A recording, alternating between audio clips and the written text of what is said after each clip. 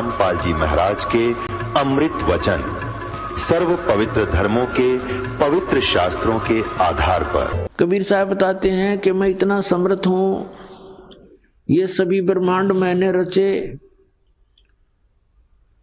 अनंत coat बाजी जहां रचे सकल ब्रह्मांड। और कहे कबीर मैं क्या करूं, ये काल करे जीवखंड। पुणात्मा, आपने ये अमर कथा कभी सुनी नहीं थी। आप जी ने अपने ही धर्म मजहब के अंदर चल रही कथाओं को सुना, उन्हीं के आधार से आपका माइंड सेट हो गया। अब इस अमर कथा को सुनकर बहुत दिनों में जाकर आपका विश्वास होगा, और जब आपको ये कथा समझ में आ जाएगी उस समय देखना आपके मन की स्थिति क्या होगी। आप ऐसी स्थिति में हो जाओगे जैसे परगर पावना रहे उठाए चित, जैसे दूसरे के घर में, दूसरे गांव में, रिश्तेदारी में कोई परौना चला जाता है, मेहमान रूप में जाता है, वो वहां रहता अवश्य है, लेकिन उसको पता है कि मैंने वापस जाना है, और उसको अपने घर की रह रहकर याद भी सताती रहती है। कहते हैं जैसे पर घर पावना रहे उठाए चित, तो यहां से आपका ऐसे मन हट जाएगा एक दिन, और फिर सतलोक में आपका अगला कदम सतलोक में होगा। अब परमात्मा ने हमें आकर बताया कि जब सबसे पहले मैं यह आपके दुखों को देखकर इसमें प्रवेश किया काल के लोक में, तो इस काल ने मेरा रास्ता रोकने की चेष्टा की, क्योंकि परमात्मा बताते मैं जोगजीत के रूप में था। जोगजीत वहां एक पुत्र है परमात्मा का, जो सर्वप्रथम 16 उत्पन्न किए थे उनमें से एक है। जोगजीत जानकर मेरे साथ इसने बहुत अड़ंगा अड़ाने की चेष्टा की, लेकिन मेरी शक्ति के सामने ये हताश हो गया। फिर चरण पकड़ लिए, रोने लगा, हाहाकार मचा दी। जब मैंने इसको कारण बताया कि मैं किस उद्देश्य से आया हूं, धर्मदास साहिब जी को परमात्मा बता रहे हैं कि धर्मदास, प्रथम सतयुग के अंदर जब मैं यहां आया तो इसने मेरे साथ बहुत कलह मचाई। जब मैंने अपनी शक्ति का प्रयोग किया तो इसकी नहीं पार बसाई, चरण पकड़ लिए, पैर पकड़ के कहता जोगजीत आप किस लिए आए हो? तो मैंने इसको बताया कि मैं नीचे जाऊंगा और सभी प्राणियों को बताऊंगा कि यू परमात्मा नहीं है, यू भगवान नहीं है जिसको तुम भगवान मान रहे हो, और एक ऐसा मंत्र दे के आऊंगा, सतनाम, सच्चा नाम, उसका जाप करने वाले प्राणी को तू रोक नहीं पाएगा। और सभी को बताऊंगा कि तुम यहां के रहने वाले नहीं हो, तूने इन सब को नशा करवा दिया, तीनों गुणों से एक एक इंजेक्शन लगवा दिया इनको। तो ये चिंतित हो गया। इसने कहा कि हे भगवान, मुझे श्राप लगा हुआ है 1 लाख जीव आहार करने का, यदि आप इन सब को ले जाओगे तो मेरा क्या होगा? परमात्मा ने कहा कि अब मैं इनको नहीं छोड़ूंगा, तेरा हो या ना हो।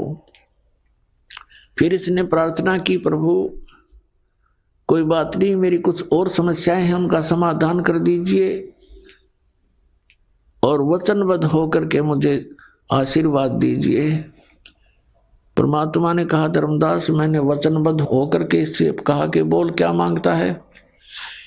इसने कहा कि परमात्मा 3 युगों में जीव थोड़े ले जाना, चौथा युग जब कलयुग आवे तब तब शरण जीव बहु जावे, ऐसा वचन हर मोय दीजिए, तब तुम गवन संसार ही कीजिए। तो मैंने इसको कह दिया ठीक है, तथास्तु, ऐसा ही होगा। फिर इसने एक प्रार्थना और की थी कि परमात्मा जबरदस्ती ना करना हे बड़े भाई, क्योंकि जोगजीत रूप में खड़े थे परमात्मा, और ये भी उन्हीं का भाई है। परमात्मा से कबीर से उत्पत्ति हुई इस काल की ज्योति निरंजन की। और इसने कहा कि हे प्रभु, हे बड़े भाई, जबरदस्ती ना करना। जो आपके ज्ञान को स्वीकार करे वो आपका, और हमारे ज्ञान को स्वीकार करे वो हमारा। आप ज्ञान दे करके अपना बनाना, बाई फोर्स ना करना।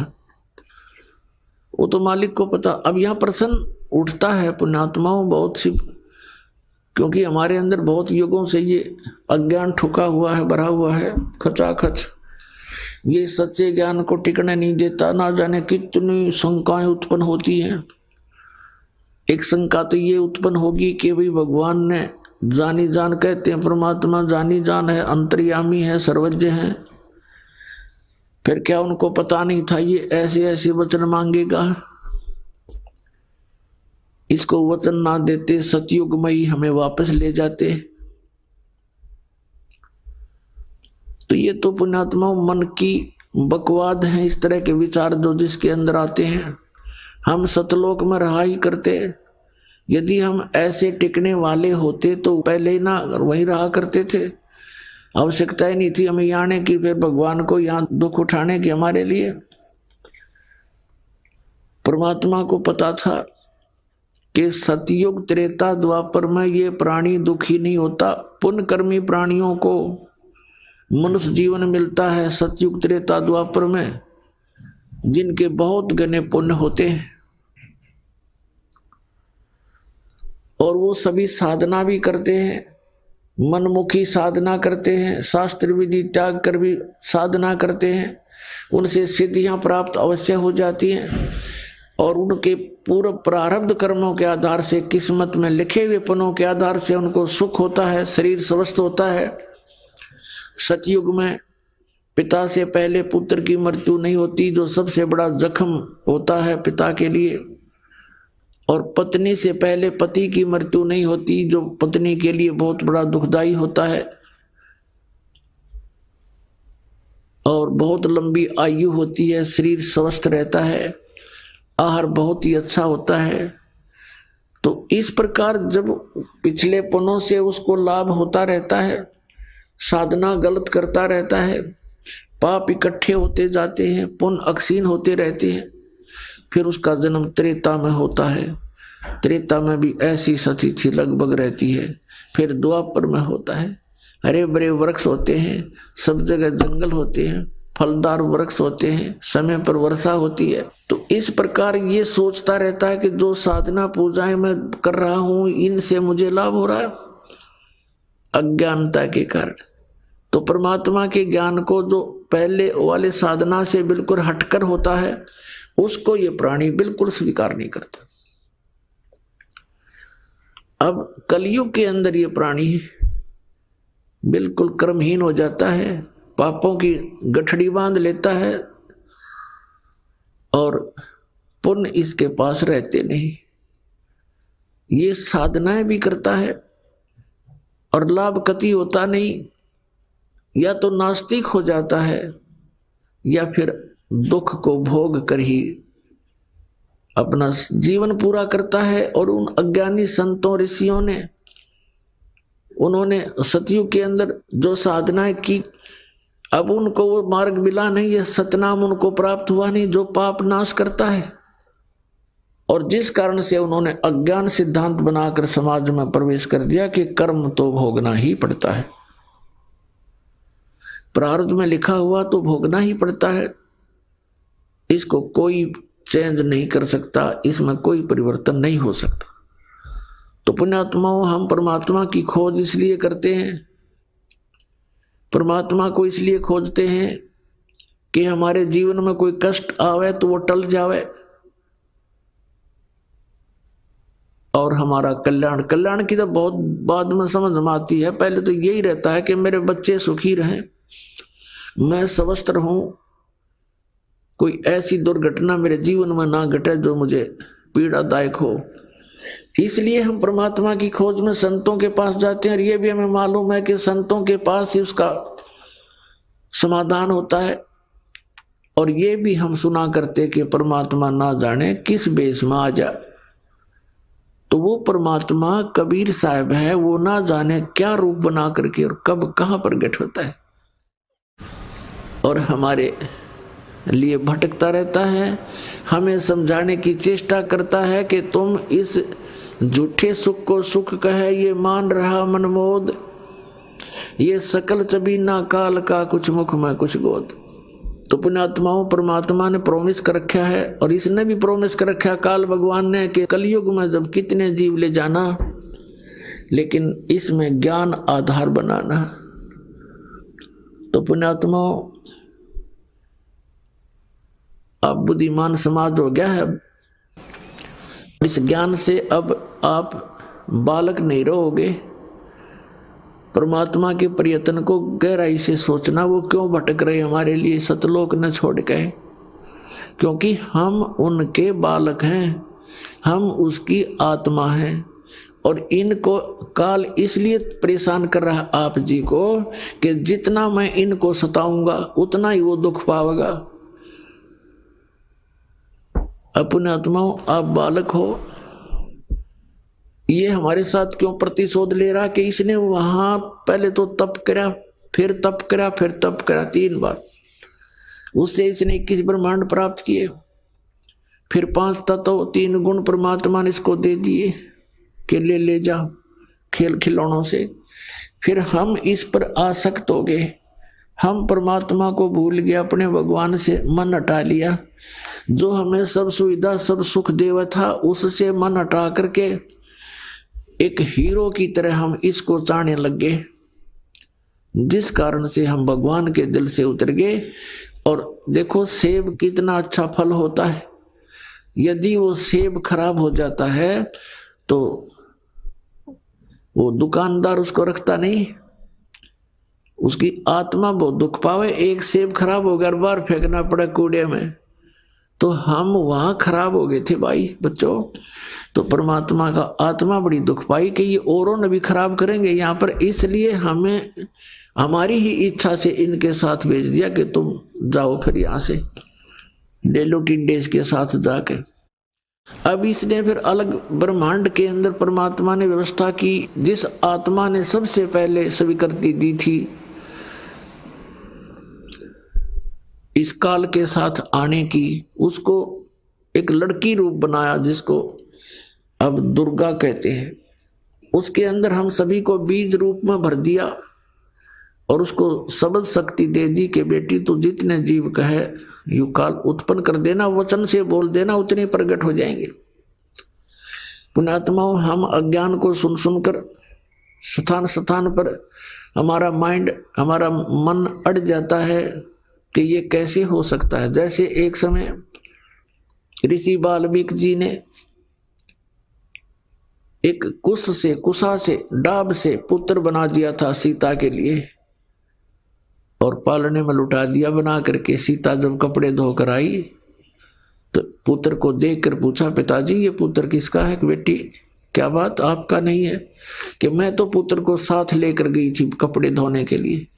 ऋषि जी ने सोचा था कि लड़की के बच्चे को कोई उठा ले गया है, जंगली जानवर वारो रो मर जाएगी, इसलिए उसने एक लड़का उत्पन्न कर दिया है जिसका नाम कुश रखा, और लव सीता से उत्पन्न हुआ था श्री राम के सहयोग से। तो कहने का भाव ये है कि उस ईश्वरीय शक्ति को थोड़ी बहुत संग्रह करके ये ऋषि लोग भी चमत्कार दिखा देते हैं, और वो तो परमात्मा के पास तो ये चमत्कार थोक के भाव के हैं। तो ये अलग ब्रह्मांड में जब रखा तो दुर्गा के साथ इसने दुर्व्यवहार करना चाहा। दुर्गा ने इसे बहुत प्रार्थना की कि मेरे से ये जुल्म ना कर, तू मेरे पास वचन शक्ति है, मैं जितने जीव तू कहेगा मैं उत्पन्न कर दूंगी। पिता ने वचन दे रखा, इसने नहीं माना, बकवाद करी, उसके साथ जोर जबरदस्ती करनी चाहिए तो लड़की ने उसके पेट में शरण ले ली सूक्ष्म रूप बना के।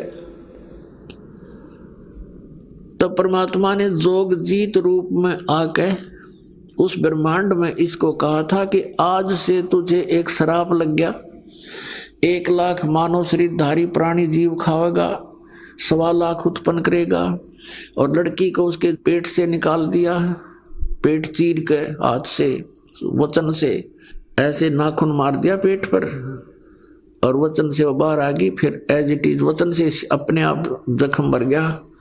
तो परमात्मा की शक्ति पुण्यात्माओं पर बल है। हम आध्यात्मिक मार्ग से कोसों दूर हो गए, इसलिए हमने इन परमात्मा की लीलाओं पर अविश्वास शीघ्र हो जाता है। लेकिन अब अविश्वास ना करके विश्वास पूर्ण करो। तो वहां क्या कहा, तब इसको आदेश सुना दिया कि तू निकल जा अपने 21 ब्रह्मांड लेकर यहां से। आदेश सुन ले पिताजी का और निकल जा यहां से 21 ब्रह्मांड समेत। इसने फिर बहुत हाथ जोड़े, पैर पकड़े, मेरे से गलती होगी, मुझे रख लो यहीं पर, मुझे दूर ना भेजो। लेकिन परमात्मा ने इसकी एक नहीं सुनी और इसको वहां से यहां फेंक दिया 16 शंख कोश की दूरी पर। नील पद्म शंख 16 शंख कोश, 1 कोश लगभग 3 किलोमीटर के आसपास होता है। इतनी दूरी पर आ गया ये सतलोक से इसका पूरा विमान 21 ब्रह्मांड का। तो इसने उसके बाद से परमात्मा से प्रतिशोध लेने के उद्देश्य से हमें या इतने दुख देता है कि एक पल भी चैन से ना टिक सके, सांस ना ले सके। अब देखते हो पुण्यात्मा, पशु पक्षी ये कितने कष्ट उठाते हैं। आप देखते हो मनुष्य जीवन में कोई सुखी है? इस झूठे सुख को सुख मान बैठे हैं हम, और परमात्मा हमें याद दिलाते हैं आकर के कि तुम काल के जाल में हो। आप जी को इसने मिसगाइड करके इतना ही सीमित कर दिया आपकी बुद्धि को, संतानों उत्पत्ति को ठीक कर लेना सारा जीवन, ये सोच करके बुढ़ापे में सुखी होऊंगा मैं, बुढ़ापे में मेरा जीवन ठीक कट जाएगा, बढ़िया कोठी बना दूं, बच्चों को सुखी कर दूं, गनाए धन बना दूं। अपने आत्मा बुढ़ापे तक, पहली तो ये बात है कि बुढ़ापे तक आप रहोगे कि ना रहोगे, वृद्धावस्था तक। और वृद्धावस्था होने के बाद फिर सुख कहां से? वृद्धावस्था में सपने में भी सुख नहीं। तो हमारी सारी ही सोच इस टाइप की थी जो हमें केवल दुख दे सकती है, सुख नहीं। बुढ़ापे में कभी तो जाड़ पड़वानी, कभी आंख बनवानी, और कभी कोई बच्चा कुछ बोल रहा है, कोई पुत्र वधू कुछ कह रही है, कहीं पौत्र को कोई गड़बड़ होगी, कहीं पौत्री का गड़बड़ होगी, कोई देवता मर गया, कोई देवती मर गई। तो ये सब कष्ट उस व्यक्ति को होते हैं जो वृद्धावस्था प्राप्त कर चुका है, और सोचा नहीं होता बुढ़ापे में सुखी हो जाऊंगा, इब तो धंधा करके बच्चा न पाल पोष दूं। तो पुण्यात्मा बुढ़ापे में तो जिए जानेगा जिसा सुख होगा तुम्हें। तो इसलिए परमात्मा हमें याद दिलाते हैं कि जिस प्रोसेस में आप अपना सारा जीवन न्यौछावर किए बैठे हो, ये आपकी महाभूल है। इसके साथ साथ और भी कार्य आपका एक अनिवार्य है, वेरी इंपॉर्टेंट है, उसको तो आपने शुरू ही नहीं किया। अब जैसे हम देखा करते थे, बुजुर्ग आपस में बैठ कर बतलाया करते थे, क्या कहते थे, और भाई कुशल हो? तो वो कहता था मौज हो रही है, कत्ती ठाठ हो गए, 2 बेटे थे 2 बेटी, सबका विवाह कर दिया, पुत्र पर भी पुत्र हो गया, पुत्रियों पर भी पुत्र हो गए, और बस मेरा तो जीवन सफल हो गया। अब बेशक उठा ले भगवान मने, मुझे बेशक उठा ले परमात्मा, मेरा काम पूरा हो गया। अब इस तत्व ज्ञान की रोशनी में पता चला कि खाक पूरा हो गया तेरा जीवन, जीवन कहां से सफल हुआ? जीवन तो बर्बाद हो गया आपका। और जो कुछ भी आपको प्राप्त हुआ ये तो पूर्व प्रारब्ध में आपका लिखा हुआ था, आपका किया हुआ नहीं, आपका चाहा हुआ नहीं। जैसे संतान होते ही एक ऐसी हमारी मन में काल ने ऐसी प्रेरणा कर रखी है कि हे भगवान, बच्चा हो और पुत्र हो, पहला पुत्र हो फिर पुत्री वैसे को जा, ऐसी टेंडेंसी श्लोक वेद से हमारी बनी हुई है जो बिल्कुल व्यर्थ है। अब विवाह हुआ, प्रथम लड़की होगी, फिर सोचा ये भगवान दूसरा तो पुत्र होना चाहिए, दूसरी भी कन्या होगी, फिर कहा हे भगवान तीसरा तो पुत्र हो, तीसरी भी कन्या होगी, चौथी आशा पुत्र की थी, चौथी भी कन्या, पांचवी भी कन्या होगी। तो क्या आपका किया हुआ या आपका चाहा हुआ? नहीं, जो आपकी किस्मत में था वही आपको मिला। तो आप कहते हो कि मेरा जीवन सफल हो गया, ये तो आपका होना ही था। आपने जो इस जीवन में एक इम्पोर्टेंट कार्य और करना था, अनिवार्य कार्य करना था, वो तो तुमने स्टार्ट भी ना किया। इसकी याद दिलाने के लिए परमात्मा सतलोक से आते हैं। यहाँ के भगवान और यहाँ के ये संत हमें केवल इस माया में ही डबोते हैं, इसी में डालते हैं, हमारे को बाहर निकाल नहीं सकते क्योंकि इनकी पावर नहीं। वो तो स्वयं आते हैं या अपने ही संत बना करके यहाँ भेजते हैं, अपनी भक्ति शक्ति से चार्ज करके भेज देते हैं और फिर वो संत ये काम किया करते हैं। नहीं, आम संत की कोई औकात नहीं जो काल के सामने इस प्रकार का कोई कदम उठा ले। अब क्या बताते हैं परमात्मा? हम सुल्तानी नानक तारे दादू को उपदेश दिया, जात जुलाहा भेद न पाया वो काशी माहे कबीर हुआ। गोता मारू स्वर्ग में जा बैठू पाताले, गरीब दास ढूंढता फिरूं अपने हीरे मोती लाले। परमात्मा कबीर साहब कहते हैं कि गोता मारूं स्वर्ग में और जा बैठूं पाताल, कह कबीर ढूंढता फिरूं अपने हीरे मोती लाल।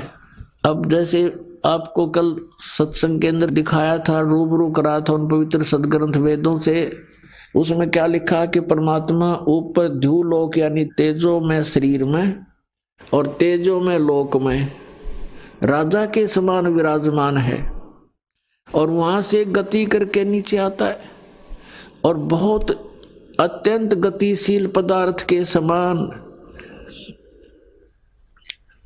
जैसे आकाशीय बिजली गिरती है नीचे बहुत स्पीड से, ऐसे परमात्मा सतलोक से गमन करके चल के यहां आते। तो वो परमात्मा अच्छी आत्माओं को मिलते हैं, उनको उपदेश करते हैं, तत्व ज्ञान से परिचित कराते हैं, अपने से परिचित कराते हैं। तो उन महापुरुषों ने जो ज्ञान दिया वो परमात्मा से प्राप्त ज्ञान दिया। उनमें से अब्राहिम सुल्तान अधम भी एक महापुरुष हैं। अब्राहिम सुल्तान अधम ये कौन थे? एक बल्ख नाम का शहर है, बल्ख बुखारा, इराक के अंदर, और वहां का एक अब्राहिम सुल्तान अदम नाम का एक मुसलमान बादशाह था। पूर्व जन्म के संस्कार से उसके इतने ठाठ कर रखे थे, भगवान ने 18 करोड़ घोड़े खरीद रखे थे। पुण्यात्मा, जब तक इस प्राणी को तत्व ज्ञान नहीं होता, यहाँ के ये कंकर पत्थर जोड़ने में ही लगा रहता है। उसने कहते हैं 16,000 औरतें से विलास करता था, 18 करोड़ घोड़े। गांव में पहले यदि एक घोड़ा किसी के पास होता तो बहुत बड़ा वो वहां का ठाकुर माना जाता था, बड़ा रईस व्यक्ति माना जाता था जो घोड़े पर चलता था, एक घोड़े पर। जैसे आजकल तो जिसके पास कार है उसको बहुत अच्छा धनी मानते हैं, तो उसमें घोड़े से ही उसके धन को क्या करते थे, काउंटिंग करते थे। तो इस प्रकार 18 करोड़ घोड़े उसके पास, और ऊंट 8 तगण 3 ही बहुत गणे थे। कहने का भाव यह है कि सर्वसंपन्न राजा था, लेकिन पिछले संस्कार भी साथ होते हैं। अब वो चाहे कितने ही सुख को प्राप्त है, लेकिन परमात्मा की चाह आत्मा को फिर भी बनी होती है। एक दिन वो सो रहा था ऊपर अपने महल की छत पर, गर्मियों के दिन मौसम था। परमात्मा कहते हैं सो चल सीधर मैं करूं अपने जन के काज। तो वहां कहीं पड़ोस में थोड़ी सी दूरी पर एक सत्संग हो रहा था। आप आरती, आप साजे, आप किंगर, आप बाजे, आप ताल झां जनकारा, आप नचाप देखण आ रहा। आप साधु संत बनकर उस राजा के महल से थोड़ी सी दूरी पर किसी गरीब के घर पर सत्संग कर रहे थे, ऊंची ऊंची आवाज में सुना सुना कर। और बात तेरे काम न आवे, संतों शरण लाग रे, के सोवे गफलत में बंदे, जाग जाग नर जाग रे, जाग जाग नर जाग रे। और बात तेरे काम न आवे, संतों शरण लाग रे, के सोवे गफलत में बंदे, जाग जाग नर जाग रे, जाग जाग नर जाग रे। तन सरायम जीव मुसाफिर, करता रहे दिमाग रे, तन सरायम जीव मुसाफिर, करता रहे दिमाग रे। रात बसेरा कर ले डेरा, चले सवेरा त्याग रे, चले सवेरा त्याग रे। और बात तेरे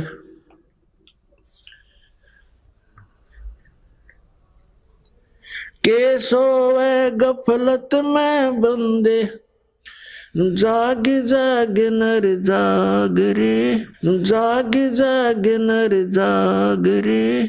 इस तन सरायम जीव मुसाफिर, करता रहे दिमाग रे।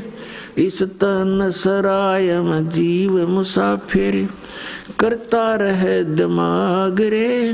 रात बसेरा कर ले डेरा, चले सवेरा त्याग रे, चले सवेरा त्याग रे। और बात तेरे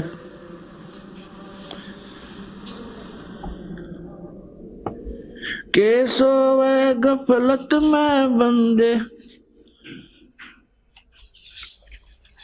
जाग जाग नर जाग रे। उमदा चोला बण्या अमोला, लगे दाग पे दाग रे। उमदा चोला बण्या अमोला, लगे दाग पे दाग रे। 2 दिन की गुजरान जगत में, क्यों जले बिरानी आग रे, जले बिरानी आग रे। और बात तेरे के सोवे गफलत में बंदे, जाग जाग नर जाग रे, जाग जाग नर जाग रे। अर सुमरे सो हंस कवावे, ये कामी क्रोधी कागरे। अर सुमरे सो हंस कवावे, कामी क्रोधी कागरे। बोरा न भर में विष के बन में, चल बेगमपुरी बाग रे, चल बेगमपुरी बाग रे। और बात तेरे काम न आवे, संतों शरण लाग रे। के सोवे गफलत में बंदे, भाई शब्द सैन सतगुरु की पिछाणी, पाया अटल सुहाग रे। शब्द सैन सतगुरु की पिछाणी, पाया अटल सुहाग रे।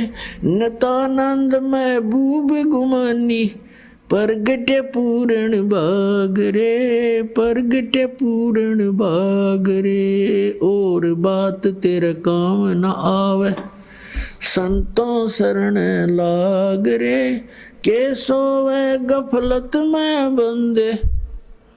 पुण्यात्मा परमात्मा कबीर परमेश्वर जी अपनी प्यारी आत्मा को काल के जाल से निकालने के लिए कितना संघर्ष करते हैं। उसके लिए परमात्मा ने ज्ञान को ही आधार बनाया है। इब्राहिम सुल्तान अधम बहुत ही अच्छी आत्मा का व्यक्ति था। परमात्मा की खोज में, अल्लाह की चाह में साधु संतों से बहुत प्यार करता था। उसको जहां भी कोई संत मिल जाता या किसी संत की, महात्मा की वो चर्चा सुनता, या तो उसको अपने पास बुला लेता था या स्वयं दर्शनार्थ चला जाता था। अपने आत्माओं काल ने तो ऐसा कर रखा हमारे साथ, ये नकली संत, नकली पंथ और डुप्लीकेट ज्ञान सुना के कि इनको नास्तिक बना दूं। एक संत के ऊपर वो बहुत विश्वास किया करता था और वो इब्राहिम सुल्तान उस फकीर के पास बहुत ज्यादा उसके पास जाता था या उसको अपने पास बुलाता था, खूब दक्षिणा दिया करता था और वो एक नंबर का पाखंडी था। एक बार राजा ने, क्योंकि वो बहुत धनी व्यक्ति था, बहुत धनी राजा था, वो जूते जो होते हैं, जूती पहना करते, पहले आप जूते कहने लगे उन्हें, उन जूते होते थे, जो जूती थी, एक जूती की कीमत 1.25 लाख रुपए थी। उस समय का तो 1.25 करोड़ हो गए एक जूती की कीमत। उस जूतों के ऊपर हीरे, पन्ने, जवाहरात, मोती सब जगह उसमें गठे होते थे। एक उस राजा ने एक अंगूठी बनवाई जो बहुत कीमती थी, सोने की, उसके अंदर हीरे, मोती और ये इस तरह के कुछ नग लगवा रखे थे, बहुत ऊंची, अच्छी, चौड़ी। अब उस संत की वो बहुत आदर करता था, विश्वास किया करता था एक फकीर पर। वो डुप्लीकेट ठग था। उसने राजा की अंगूठी देखी, जूते तो मैं छुपा नहीं सकता, अंगूठी कैसे ले सकता हूं। उसने वैसी ही अंगूठी एक डुप्लीकेट बनवा ली, पीतल की, मिलती जुलती कती, और राजा से कहा कि राजा आज नौका विहार करते हैं, मेरे साथ चलो। राजा तुरंत तैयार हो गया। फकीर का आदेश मानकर नाविक नौका चला रहा है, राजा और फकीर उसके ऊपर कुर्सी पर बैठे हैं। अब फकीर ने कहा कि राजन, ये अंगूठी कैसी बनवा ली, कैसी है, दिखाना मुझे। अंगूठी कब बनवाई? कि जी अभी बनवाई है, कुछ दिन हो गए, कई बार पहन ली, आपके ध्यान नहीं गया, देखो देखो निकाल कर। राजा ने कहा देखो देख लो, देखो ऐसी है। अब वो तो डुप्लीकेट था, उसने लेकर ऐसे और कहा, उसने क्या कहा कि हम फकीरों के क्या काम ये अंगूठी। अब वो ओरिजिनल पर देखता रहा और कहा देखो राजा, ये इधर क्यों जा रहा नाविक तू? तो राजा का ध्यान उधर हुआ, वह डुप्लीकेट निकाल ली, वह डाल ली, हाथ में ले ली और कहा राजन, अंगूठी तो बहुत अच्छी है पर साधु संतों के क्या काम की, जल में फेंक दी। अब राजा ने सोचा भाई बड़ा त्यागी विरागी महात्मा, इसको तो संसारिक धन से भी कोई लगाव नहीं है, और ज्यादा आस्था होगी उसमें। फिर खूब वो दान दे। राजा रोके नहीं, हमें क्या जरूरत है, हमें क्या जरूरत है, कोई नहीं, दे दे, हम लगा देंगे, इधर भंडारा कर देंगे। अब नाट्य भी ले। भोली आत्मा जो होती है, वो श्रद्धालु, वो केवल अपने स्वभाव का ही प्रयोग करते हैं, सामने वाले की बकवादों पर ध्यान नहीं देते हैं। इसका दुरुपयोग किया इन लोगों ने, नकलियों ने। तो कुछ दिनों के बाद क्या हुआ, फकीर के और चेले की आपस में बिगड़ गई, जिसने अंगूठी बनवाई थी नकली। उनकी आपस में कहा सुनी होगी, बात बहुत बढ़ गई और चेला उससे अक्षुब्ध होकर के उसने मंत्री से संपर्क किया, राजा के मंत्री से, कि ऐसे ऐसे इसने राजा के साथ धोखा किया है, ये धोखेबाज ठग व्यक्ति है। वो अंगूठी जो इसने जल में फेंकी थी वो डुप्लीकेट थी, मैंने इसको बनवा कर दी थी, इसने मेरे से बनवाई थी। ये बात फकीर ने राजा के सामने डरते डरते कही कि कहीं राजा नाराज ना हो जा के साधु संतों के बारे में ऐसे नहीं बोलना चाहिए। राजा इतना विश्वास करता था कि पूछा, वजीर तेरे को किसने बताया है? वो चेला बुलाया कि इस चेले ने बताई है। उस चेले से कहा कि फकीर के बारे में ऐसी बातें करना बच्चा पाप लगता है। उसने कहा, जी मैं कसम खाकर कहता हूं ये निकम्मा आदमी है, ये भक्त नहीं है, संत नहीं है। राजा बड़ा विश्वासी था, उसने कहा कि देख ले भाई चेला राम, जया बात झूठी पागी तो तेरी गर्दन काट दूंगा। नो बोला, जी बेस से काट दियो। राजा ने देखा कि बड़ा कॉन्फिडेंस से बात कर रहा है कि वो अंगूठी कहाँ मिलेगी, काओ दिखाऊं। राजा भी चला गया, वजीर भी साथ में, सैनिक अचानक पहुंच गए। उस चेले ने जाकर खोद कर दिखा दी कि ये दाब रखी इसने। उसका उड्डे का मुंह हो गया और वो अंगूठी ज्यों की त्यों। उसने सारी कहानी बताई तो सुनार को बुलाया राजा ने, जिससे डुप्लीकेट बनवाई थी, कि आपने ऐसी ही बनाई थी? कहा जी ऐसी बनवाई थी, इसने बनवाई थी। हमसे तो डुप्लीकेट बनवाओ चाहे कोई ओरिजिनल बनवाओ, हम तो बनाते ही है, हमारा काम ही यही है। उस दिन के बाद राजा नास्तिक हो गया और कहा कि जो भी कोई संत कहीं दिखाई दे उनको पकड़ कर लाओ मेरे पास। लेकिन भगवान से डरने वाला फिर भी था। उसने बुलाया और प्रश्न करता था, क्या तूने अल्लाह को देखा है? प्रश्न करता था कि तूने अल्लाह को पा लिया, और यदि पा लिया है तो मुझे दर्शन कराओ, और नहीं तो चलो चक्की पीसो। अब कोई भगवान ऐसा थोड़ा है थैली पे मसल कर दिखा दे किसी ने। अब वो कोई उसका उत्तर किसी के पास था नहीं। सभी साधु संत उसकी जितने भी क्षेत्र में थे सबको जेल में ठोक दिया और कहता चक्की पीसो। पहले चक्की पीसन की सजा दिया करते थे, क्योंकि सेना का आटा हो जाता और पशु जो घोड़े गाड़ी रखे रहते उनका दाना दूना दलवा लेते उनसे। अब उसी उद्देश्य से परमात्मा ने वहां रात को जाकर सत्संग किया तो राजा की आंखें खुल गई। पहले तो ध्यान से सुना, क्योंकि आत्मा का आहार भगवान की चर्चा होती है।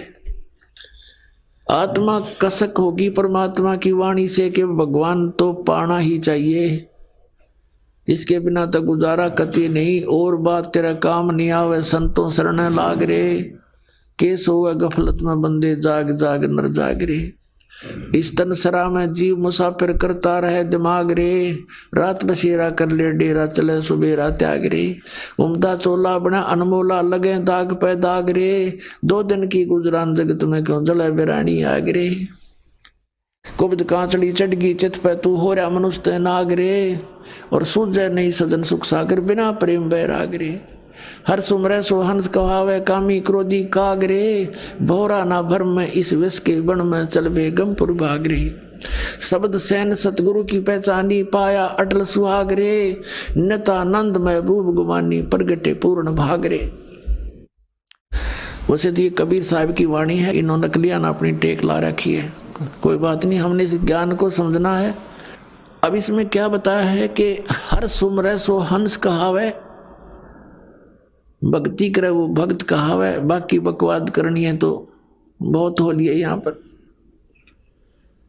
फिर परमात्मा कहते हैं, 100 छल सीधर मैं करूं। एक तीर से 2 शिकार किए भगवान ने। एक तो उन साधु संत जो दुखी हो रहे थे, रो रहे थे, हाथों में छाले पड़ गए और कहे भगवान अच्छे फंसे पालिक तेरे नाम पर दुखी दुख। अब जिसकी भक्ति करते हैं वो लोग, वो तो दुख है देने का है। ये ब्रह्म तक तो दुख है, दुख देगा, ये सुख दे ही नहीं सकता। ये तो खुद कहता है गीता जी अध्याय नंबर 8 के श्लोक नंबर 7 में कि अर्जुन तो युद्ध भी कर, मेरा सिमरन भी कर, शांति नहीं हो सकती। 18वें अध्याय के 62वें श्लोक में कहा है गीता ज्ञानदाता ने कि यदि तूने परम शांति और सनातन परम धाम चाहिए तो उसकी शरण में जा, उसके लिए संतों की खोज कर। तो इस बात का सबको मालूम है कि संतों से ही बात बनेगी। जैसे कुरान शरीफ सूरत फुरकानी 25 आयत नंबर 52 से 59 में यही स्पष्ट किया है कि कबीर नामक पूर्ण परमात्मा है। उस परमात्मा ने 6 दिन में सृष्टि रची, 7वें दिन तख्त पर जा बैठा। उसकी खबर किसी बाखबर से पूछ देखो, यानी संतों से पूछो। गीता ज्ञानदाता भी इस बात से अपरिचित है कि वो कौन है परम शक्ति और क्या उसकी वे ऑफ वर्शिप है। और कुरान शरीफ का ज्ञानदाता भी इस बात से अनभिज है, वो पूर्ण परमात्मा कौन है, उसकी कैसे प्राप्ति होती है, उसके लिए संतों की ही तरफ संकेत है। इसलिए सभी जितने भी साधक हैं संतों की ही तलाश में फिरते हैं। फिर संत काल में अगर डुप्लीकेट नरे बना रखे बिना गिनती के, तो वो आत्मा तो किसी की भी साधना कर रहा है लेकिन है तो कबीर परमात्मा के बच्चे में। अब उनका दुख तो उन्हीं को दुखी करता है।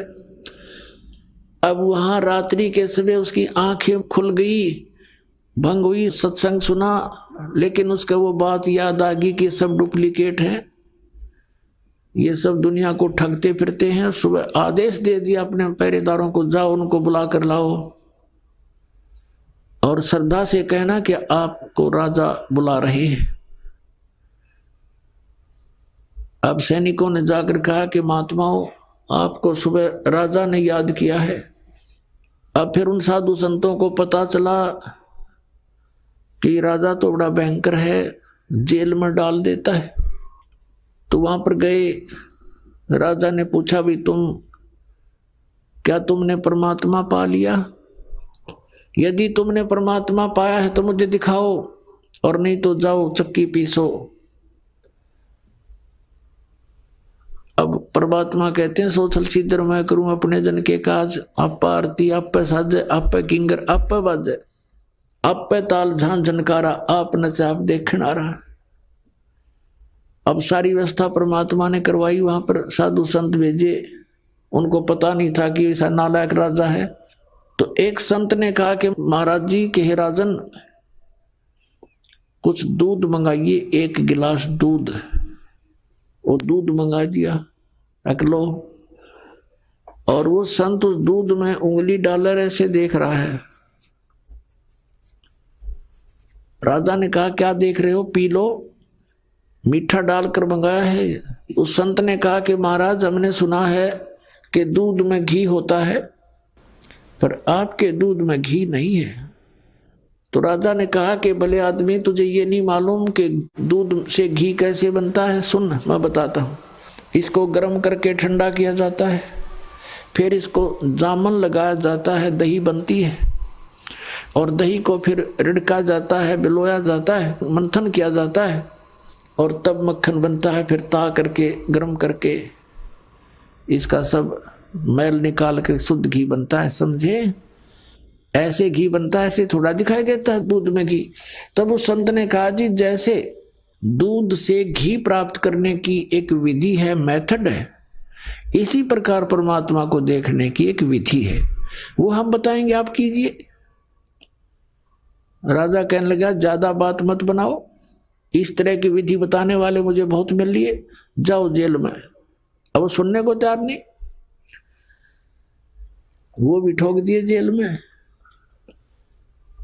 अब परमात्मा कहते हैं अब काल ने तुम्हें नास्तिक बनाना था, बना दिया, अब और क्या ज्ञान दे उसको इससे आगे के भी। जैसे दूध से घी निकालने की विधि है, ऐसे ही परमात्मा पाने का एक मेथड है, आप ऐसे कीजिए। नहीं मान्या तो फिर कौन सी विधि अपनाई परमात्मा ने? हम कारवान हो आए, मैलों पे ऊंट बताए। परमात्मा कहते हैं हम एक ऊंटों वाले कारवान बनकर आगे। जैसे राजस्थान रेगिस्तान के अंदर ये ऊंट पालते हैं लोग, तो उस तरह का एक रूप बना लिया भगवान ने। उस तरह का रूप बना करके एक जैसे ऊंटों वाले होते हैं, और छत पर रात्रि के समय छत पर चढ़ गए ऊपर। अच्छा बड़ा, जैसे राजस्थान से आते हैं व्यक्ति, ऐसे बड़ा तो इतना बड़ा तो उसका साफा, अच्छी नीचे नोक वाली जूतियां, ऐसे लांडी सी धोती, ऐसा ही वेशभूषा जैसे राजस्थान के लोग पहना करते थे पहले। और ऊपर छत पर जाकर लठ लेकर ऊपर सतलोक से चलकर आए परमात्मा, छत पर उतर गए और वहां छत पर लाठी की खोद मारे, खुड़का करें। तो राजा की आंखें खुली और नौकरों से कहा कि कौन कमबख्त है ऊपर, मेरी नींद खराब कर दी, ले उसको पकड़ के नीचे। अब नीचे ले आए पकड़ के। राजा ने पूछा भी कौन है तू? अब परमात्मा ने कहा भी मैं ऊंट वाला हूँ, ऊंट रखे थे मैंने, बहुत घने ऊंट है मेरे पास, और उनमें से मेरा एक ऊंट गुम हो गया, उसको खोज रहा हूँ। मैंने सोचा तेरी छात पर चढ़ गया होगा दे मेरा ऊंट, इसलिए ऊपर ऊंट ढूंढ रहा हूँ, खोज रहा हूँ। अब राजा पहले तो हंसा कि अच्छा बोला आदमी होता है। कहने लगा देखो बोले आदमी, ये ऊंट छत पर कहां से आ सकता है, कहीं जंगल में खोजो उसको जा करके, आप गलत स्थान पर आ गए हो। तो परमात्मा ने क्या कहा कि जिस प्रकार ऊंट छत पर नहीं मिल सकता, क्वाइट इम्पॉसिबल, ठीक इसी प्रकार जो प्रोसीजर तने अपना लिया संतों को जेल में डालकर परमात्मा पाना चाहता है, ये ऐसा ही समझ ले जैसा छत पर ऊंट नहीं चढ़ सकता, नहीं मिल सकता, तो इस प्रकार भगत तुझे भी भगवान नहीं मिल सकता। न्यू कह के अंतर ध्यान हो गए, सामने से दिखाई नहीं दिए तो एकदम चक्कर आ गया उस राजा ने और बेहोश हो गया। अब नौकरों ने बताया रानियों को, उसकी दशा देखकर रानियों ने बुलाइए झाड़ फूक करने वाले जंतर मंतर मौलवी ने एक तबीज बांध दिया इस हाथ पे और कहा अब कुछ नहीं होगा, इसको कोई भूत प्रेत का साया दिख गया होगा। राजा ठीक हो गया। उधर से वो परमात्मा कहाँ पहुंचे, जहां पर वो संत कैद कर रखे थे जेल में, और जाकर कहा सिपाहियों से कि भाई सिपाहियों तुम्हारे राजा ने मुझे भी यहां भेज दिया, मुझे भी कैद कर लो। अब सिपाही बोले बड़ा भगत आदमी थापा आ गया, महात्मा दिखा था, जरूर भेजा होगा महात्मा का, तो खोजते फिरे थे वैसे पाई, अच्छा हो गया हमने खोजना ना पड़े। और पकड़ कर अंदर कर दिया परमात्मा जेल में, चल बहुत अच्छा हो गया, तो गीता आ गया यहाँ से हमने मरवा होगा।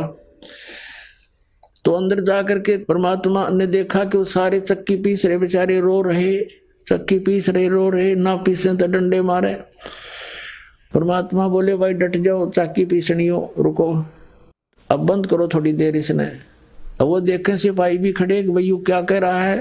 कहने लगा भाई सिपाहियों एक काम करवा लो हमारे पे, चाहे तो चक्की पिसवा लो और चाहे इसमें तुम ये दाने डलवा लो, एक काम तुम करो एक काम करेंगे, दोनों नहीं होंगे हमारे से।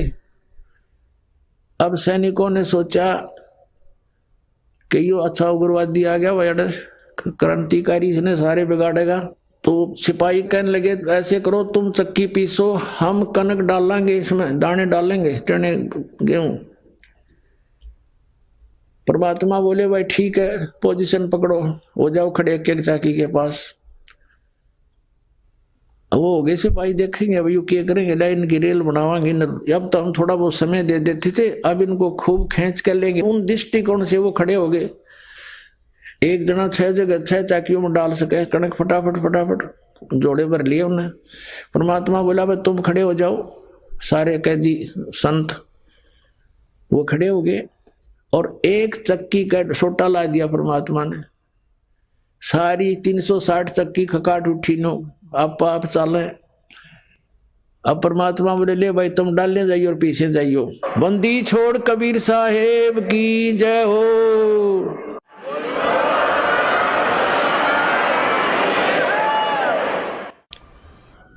अब उन संतों से कहा कि तुम आंखें बंद करो, उन आंखें बंद कर ली और कहा खोलो। आंखें खोली तो सभी जेल से बाहर 1 किलोमीटर दूर खड़े हैं और मालिक भी वहीं उनके साथ हैं। और कहा भाई भाग जाओ, ये तो मेंटल हो रहा राजा, इसमें शासन में भी मत आना। अब उन्हें देखा कि सचमुच हम तो जेल से बाहर हैं। उनका जज नहीं, काफी देर तो शतब्द से खड़े रहे, कदे पुलिस वाले देखते हो। परमात्मा बोले भाग जाओ तुम यहाँ से। अब उन्हें तो डांग ठोक दी, कीता जूती पड़ी किसी की, कीता पड़ा। सीमा से पार जा करके उन्होंने सांस लिया। उधर से राजा के पास संदेशा गया, कैदी सारे कैदी भाज गए। एक आया था, पता नहीं क्या जादू तंत्र कर गया, वो ले गया। चक्की चल रही है, रुक नहीं रही है। अब उन सिपाहियों का भी कलेजा फट गया कि यो क्या हुआ। उधर से राजा की सतीथि से भी परिचित हुए। राजा को पता चला भाई ठीक है, ये तो यहाँ भी आया था। राजा ने जाकर देखा, सब मंत्री गए, सैनिक आए, सारी चक्की अपने आप चले। जब सब ने देख लिया, कदे वो तो इसलिए किया था परमात्मा ने कि कहीं फिर इन सिपाहियों के गल पड़ जाए राजा, वो भी तो बेचारे दुखी हो जाएंगे। तो जब देखा वो चक्की चलने, कति डटी नहीं डटे। तब राजा ने कहा भाई ये तो मेरे पास भी आया था, वही यहाँ आ गया और सबको ले गया, सबको ले गया। फिर वो चक्की बंद होगी। अपने आत्माओं, कुछ दिन के बाद परमात्मा ने क्या किया, एक मुसाफिर रूप बनाकर, यात्री रूप बना करके, पहले पैदल चला करते थे, अपना रास्ते के कपड़े वपड़े साथ रखते थे और रास्ते में जा करके धर्मशालाओं में सराय बोला करते थे उनको, सराय धर्मशाला, उसमें रात्रि व्यतीत करके सुबह चल पड़ते थे। एक मुसाफिर रूप बनाकर, एक यात्री रूप बनाकर काख में एक छोटी सी पोटली ले रखी थी कपड़े की, और ऐसे मैले कुचले से कपड़े जैसे आम ग्रामीण रहा करते थे। और राजा के रेजिडेंस में पहुंच गए शाम के समय। राजा के रेजिडेंस में सीधा जाखड़ा और राजा बैठा था, इब्राहिम सुल्तान अदम, और उसे कहने लगा, रे भाई सराय वाले, एक कमरा किराए पर दे दे, रात न रुकूंगा। राजा उसके मुंह की तरफ देखा, यू कीता गया मेंटल यहाँ पे। राजा देखता है कि कौन है तू, कहाँ से आया? कि भाई मैं उस गांव से आया हूँ और मैंने आगे जाना है, मैंने रात काटनी है, कमरा बता और उसका किराया बता दे, मैं यहाँ रुकूंगा। तो राजा हंसा, कहने लगा, रे बोले आदमी, तुझे ये सराय दिखाई देती है? ये राजा का महल है, मैं राजा हूँ, इब्राहिम सुल्तान नाम है मेरा। बोले आदमी तू कहाँ आ गया यहाँ पर? तो परमात्मा ने कहा कि आपसे पहले इस महल में कौन था, कि मेरे पूर्वज थे, मेरे माता पिता। उससे पहले कौन थे? हमारे दादाजी। उससे पहले दादाजी के पिताजी। उससे पहले कौन थे? कि उनके मेरे चौथे दादाजी। वो कहाँ गए भाई सब? कि वो तो अल्लाह खुदा को प्यारे हुए। तो बेटा तू कितने दिन रहेगा इसमें? ये सराय नहीं तो तू महल बांधता है इसको। अब यूं कहते ही अंतर्ध्यान हो गए।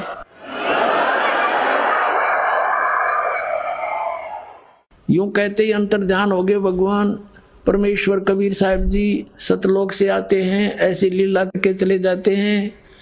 नानक साहब जी कहते हैं, नीच जात परदेसी बेरा खिना आवे तिल जावे, अर्जा की संगत नानक रहंदा कैसे मुंडा पावे। कैसी इसकी लीला का अंत पाऊं? तो 1 मिनट में यहाँ, 1 मिनट में सतलोक में, 1 सेकंड में यहाँ, 1 सेकंड में वहां देखूं। अब क्या होता है, राजा बेहोश हो गया। मंत्रियों ने फिर जंतर मंतर करनी है, मौलवी काजी बुला लिए। दूसरे ने दूसरे बाजू का तबीज बांध दिया और कहा अब कुछ नहीं होगा, बड़ा पहुंचा हुआ मौलवी है। अब कुछ दिनों के बाद परमात्मा ने क्या लीला की। राजा दिन के समय उसने एक बाग बनवा रखा था, 9 लखा बाग, 9 लाख पेड़ पौधे, फलदार वृक्ष, सुंदर वायु, अच्छा एटमॉस्फेयर वहां होता था, फूल फल लगे होते थे। तो वहां दिन में रेस्ट किया करता था 2-3 घंटे। और उसकी वहां पर प्रतिदिन वहां उसके जो बेड को लगाने की ड्यूटी, बेड को संवारने की ड्यूटी, उसकी सेज बोलते थे उसको, उस सेज के ऊपर कपड़ा बिछाना, चारों तरफ फूल फाल लगाने, अच्छी तरह सुगंधित बनाना और ये एक बांदी की ड्यूटी लगाई जाती थी, नौकरानी की। राजा के पास बहुत सी रानियां थी, तो रानियों की ड्रेस अलग होती थी, नौकरानियों की ड्रेस अलग होती थी। एक दिन परमात्मा ने लीला की, स्वयं एक नौकरानी का रूप धारण किया, बांदी का रूप बनाया, और वहां सेज उसकी खूब बढ़िया सेज सजा के चारों तरफ फूल लगा के, और उस सेज पर स्वयं लौट गए, उनके बेड पे लेट गए परमात्मा। राजा गया विश्राम के लिए, वहां देखा कि तेरी सेज पे और बांदी सो रही है एक नौकरानी। इसकी इतनी हिम्मत बढ़ गई है, इसका कोई इसको डर नहीं रहा। कोड़े होते थे, हंटर कोड़े होते थे, जैसे घोड़े का मार दे अच्छा तगड़ा व्यक्ति तो घोड़ा बैठ जा, इतना जबरदस्त मार होती थी कोड़े की। तो कोड़ा उठा करके राजा ने सोए हुए परमात्मा नौकरानी रूप में उसके कमर पर 3 कोरडे मारे न, बहुत जोर जोर से। परमात्मा एकदम उठे, पहले तो थोड़ा सा रोने की लीला की, और फिर हंसते हंसते लोटपोट हो गए, हंसे हंसे बड़ा जोर जोर से बैठ गए। तो राजा ने सोचा भाई ये कोड़े लागे पाछा हंसन की तो गुंजाइश रहे को नहीं। फिर भी उसने उसकी बाजू पकड़ ली बांदी की, न बोला बांदी तू हंस कैसे रही है, किस लिए हंस रही है तू? कि इसलिए हंस रही हूं कि इस गंदी सेज पर मैं एक घड़ी लेटी थी, ये इतनी निकम्मी इतनी पापग्रस्त है कि मुझे इसकी 3 कोरडे सजा मिल गई। मैं यूं हंस रही हूं, बेटा तेरे साथ के बनेगा तो रोज सोवा इस पर।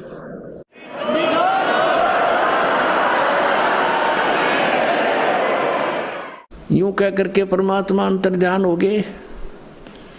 3 घंटे बेहोश रहा राजा, 3 घंटे।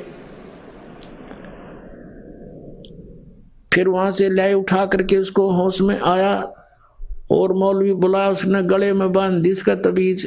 अब कुछ दिनों के बाद राजा कुछ नॉर्मल सा हुआ, काम काज से मन हटने लगा उसका कि सचमुच यह क्या जीवन है, कल को यहां से चला जाऊंगा, ये क्या मेरे साथ चलेगा, कुछ ऐसी प्रेरणा अंदर से आई।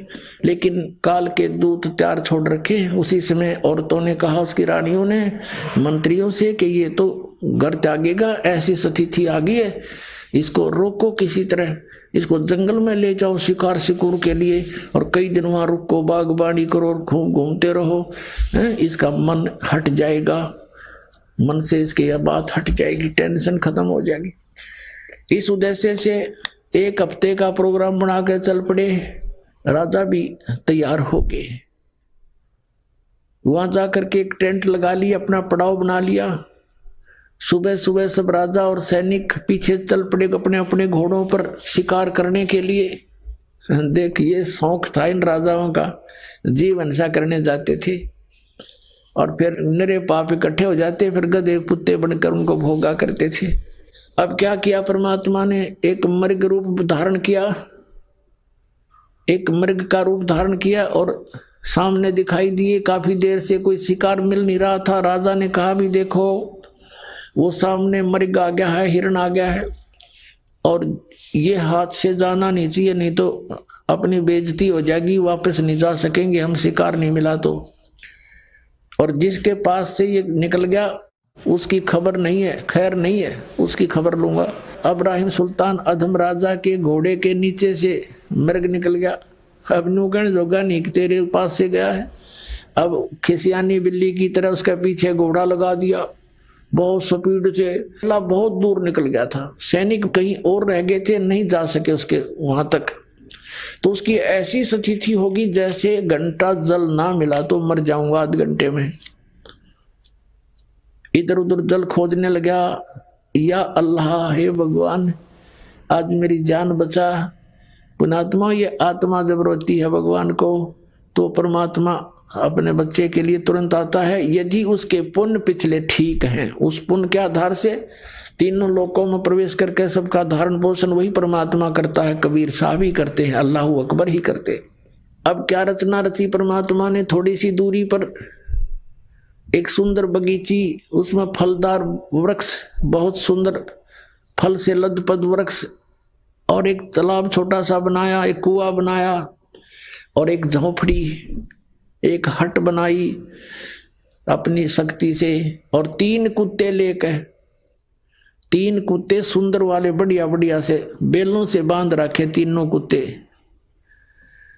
और एक साधु रूप बनाकर परमात्मा बैठ गए जैसे कोई फकीर रहा करते हैं सात जंगलों में। अब राजा ने देखा कि वो बगीचा भी है, फल भी लगे हैं, तालाब भी है, घोड़े को जल पिलाया, फिर स्वयं जलपान किया, फिर फल आहार किया। जब इस व्यक्ति को सुख हो जाता है तो भगवान बोलता है पेट भर गया, प्यास बुझ गई, तो देखा सामने एक महात्मा बैठा है और 3 सुंदर कुत्ते ले रखे इसने। राजा ने उस फकीर के पास जाकर प्रणाम किया और कहा महात्मा जी इन कुत्तों का तू क्या करेगा? तीनों का एक रख ले, 2 मुझे दे दे। अब परमात्मा बोले भाई ये कुत्ते ऐसे देने के नहीं, ये वीआईपी कुत्ते हैं भाई, ये वीआईपी डॉग हैं। बताऊं कैसे वीआईपी हैं? ये 1 नंबर का है ना, ये तो बुलक बुखारी शहर का जो राजा है ना उसका पिताजी है, और ये उसका दादाजी, और ये उसका परदादाजी। ये उल्लू के पट्टे राज करा करते, मैंने समझाया करता रहा भक्ति कर लो, ये 2 दिन के राजपाट हैं, फिर कुत्ते गधे बनकर धक्के खाते फिरोगे। और अब देखो इनके सामने एक काजू किशमिश के हलवा बना के और इतनी दूरी पर रख रखा, वो खाने की चेष्टा कर रहे हैं, उन तक मुंह नहीं जाता, और परमात्मा उनके सोटे लगा रहे हैं अब खुआऊंगा तुम्हें काजू किशमिश के हलवे, और वो चिल्ला रहे हैं। अब उसका कलेजा फिट गया, हिल गया उसका कलेजा, अब वो शतब्द हो गया। इब्राहिम सुल्तान अदम एकदम सुन्न हो गया माइंड उसका कि यो सचमुच साधु संत झूठ नहीं बोला करते, और कहने लगे और सुन ले भाई घोड़े वाले, या खाली बेल रखी है ना, खाली बेल कुत्ते बांधने की, ये इसलिए खाली रखी है। अब वो बैठा है ना गद्दी पर, वो इब्राहिम, वो भी कुत्ता बनेगा, उसको इससे बांधूंगा, यही रोकूंगा उसको।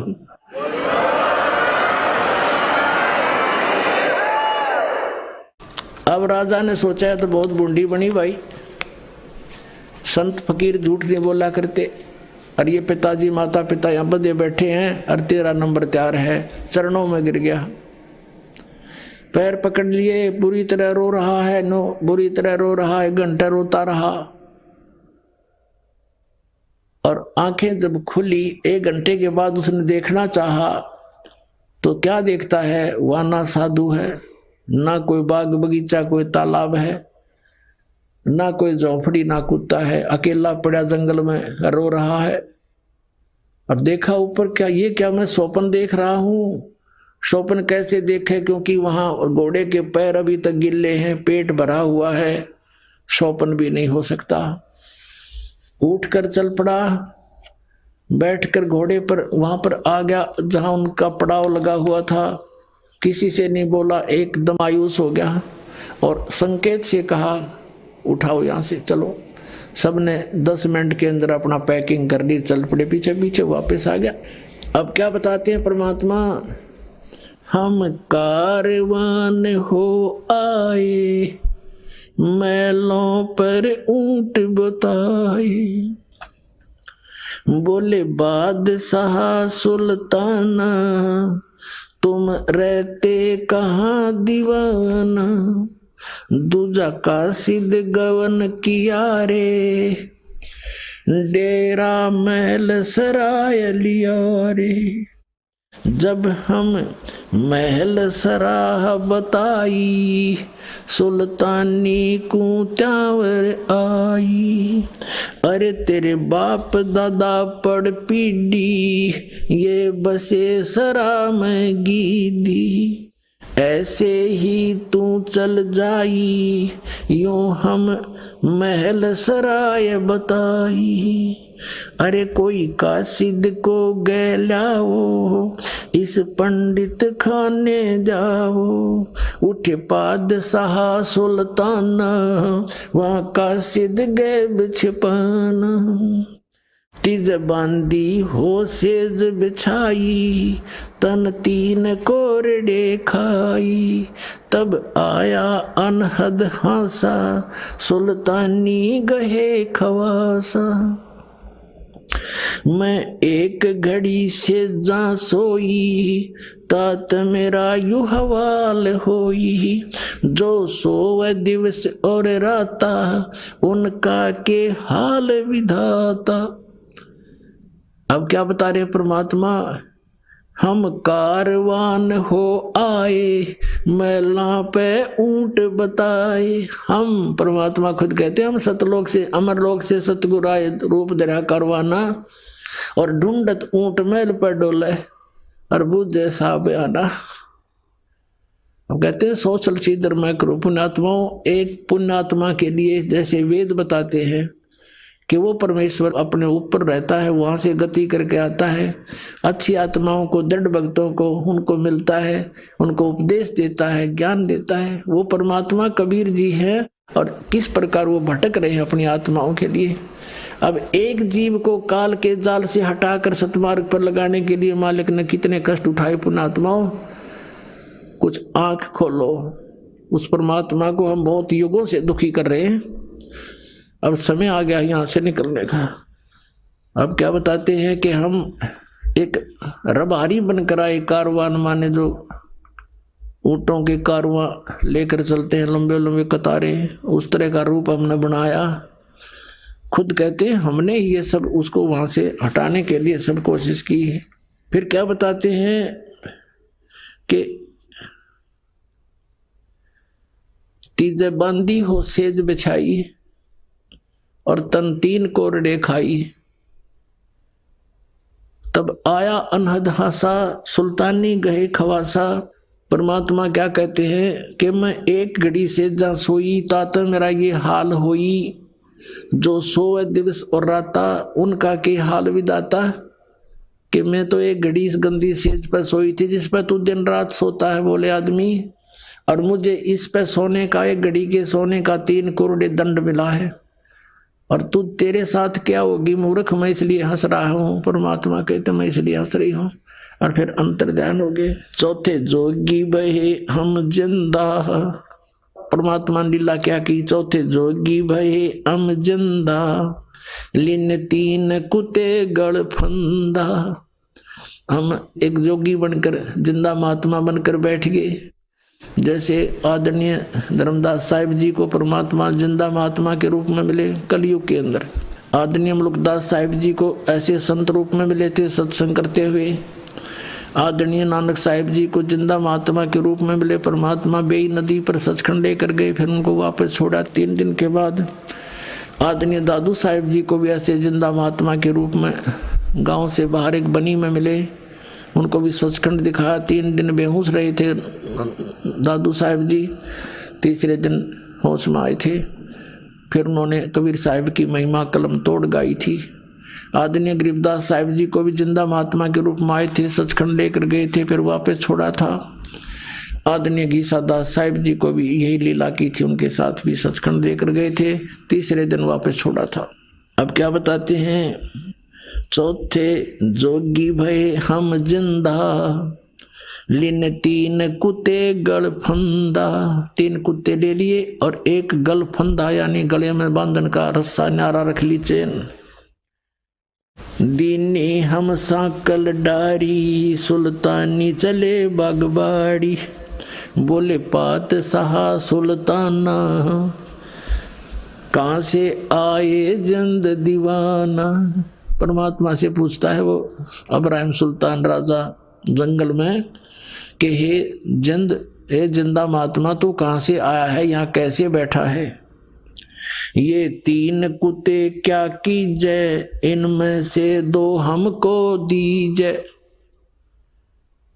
अब्राहिम सुल्तान कहता है इन 3 कुत्तियां का तू क्या करेगा, 2 हमें दे दे। अरे तेरे, फिर यों लोह लंगर शीश लगाई। अरे तेरे बाप दादा हैं भाई, इन बड़ी बद फैल कमाई।